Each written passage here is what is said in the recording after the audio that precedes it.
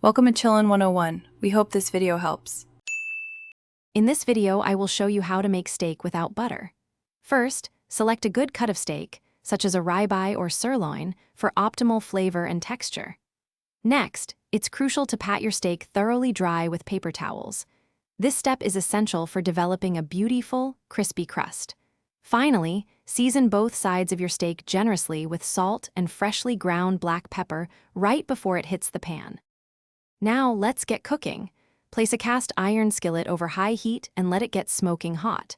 This intense heat is key for a great sear.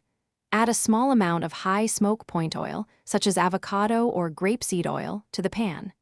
Carefully place your steak in the hot skillet and sear for about 2 to 3 minutes per side, depending on its thickness and your desired doneness.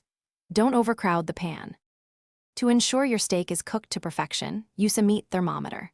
For a rare steak, aim for an internal temperature of 125 degrees Fahrenheit. For medium rare, target 135 degrees Fahrenheit.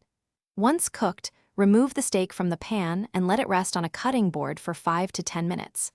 This resting period allows the juices to redistribute, resulting in a more tender and flavorful steak. Slice against the grain. Your delicious, butter-free steak is now ready to enjoy. Pair it with some roasted asparagus or a fresh garden salad for a complete meal.